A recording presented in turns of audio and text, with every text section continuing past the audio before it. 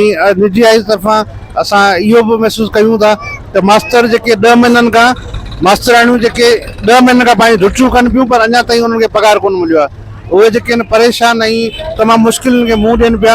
हिन महीने जो पघार हुननि खे ॾियो आहे त बच्चनि खे उहे कपिड़ा वठी ॾींदा, पंहिंजी अमड़ जे कपिड़ा वठी ॾींदा ऐं पंहिंजी ईद सुठे तरीक़े सां करे सघंदा।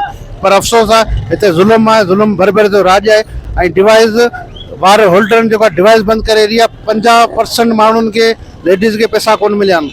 असांजो टुंडो मोहन खान पहुते पियल आहे। असांजा माण्हू ऐं जेको राशन विराए भोतान वॾनि लाइ विराए वियो ऐं ग़रीब मिसकिन औरतुनि खे, माज़ूर औरतुनि खे, बेवा औरतुनि खे कोन ॾिनो वियो।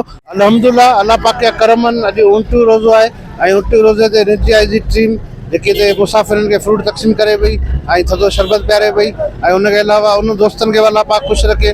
उन्हनि पंहिंजे नाले जी मना कई आहे त उन्हनि जूस ॾिना निजी आई टीम खे जेके रोज़ेदार मुसाफ़िरनि उन्हनि खे तक़सीम कया वञनि। उहे बि भाउ रहीम ख्वाजो जेका तक़सीम करे रहियो आहे अञा रोड ते। ऐं असां तरक़ी याफ़्ता ज़िले टुंडे मोहन खान में रहूं था जिते रोड मुकमल पाणी हेठि जेके गपनि में किचड़नि में आहिनि। हितां पाण ॾिसी सघो था ही बस स्टॉप ते साम्हूं जेको रोड आहे, रोड ॾिसी सघो था इहो सॼो पाणी में आहे। त अहिड़े हवाले सां शहर टुंडे मोहन खान जी जेकी सूरत आहे शेर नबी चौक ते जो किचड़ वारो माहौल लॻो पियो आहे ऐं पाड़नि जे अंदरि पाणी बीठल आहे ऐं गंदगी जे करे माण्हू हलण था अचारनि।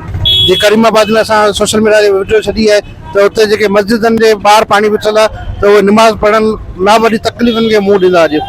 त असां उन निज़ाम में रहूं था ऐं निजी आई तरफ़ां असां इहो बि महसूस कयूं था त मास्तर जेके 10 महीननि खां मास्तराणियूं जेके 10 महीननि खां पंहिंजी ड्यूटियूं कनि पियूं पर अञा ताईं उन्हनि खे पघार कोन मिलियो आहे। उहे जेके आहिनि परेशान ऐं तमामु मुश्किलनि खे मुंहुं ॾियनि पिया ऐं ईद लॻी पिया, ईद ते बि उन्हनि खे पघार जारी कोन कयो वियो आहे। हुननि जा बच्चा हूंदा, उनजे घर में माउ हूंदी, पीउ हूंदा, नंढा ॿार हूंदा ऐं कहिड़ी तरीक़े सां ईद कढंदा हूंदा उहो अलाह बहितर ॼाणे थो।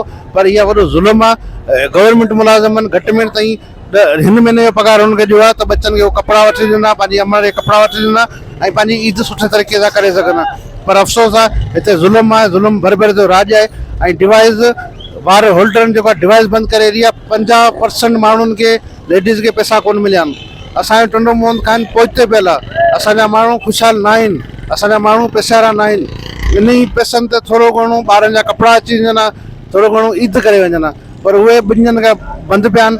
ऐं जेको राशन विराए भोतान वॾनि लाइ विराए वियो ऐं ग़रीब मिसकिन औरतुनि खे, माज़ूर औरतुनि खे, बेवा औरतुनि खे कोन ॾिनो वियो। सिर्फ़ु वॾे ऐं भोतान खे वञी उताकू भरिजूं पर ग़रीब मिसकिन माण्हुनि खे कोन मिलियो। त इन हवाले सां निजी आई तरफ़ां फ़ैसिलो कयो आहे त असां सादगी सां ईद मल्हाईंदासीं। जेकॾहिं सुभाणे ईद जो ऐलान थिए थो या परी ऐलान थिए थो त असां सादगी सां मल्हाईंदासीं ऐं पंहिंजी आवाम पंहिंजे माण्हुनि सां गॾु मल्हाईंदासीं। जो असांजी संत जा हालात तमामु ख़राबु आहिनि।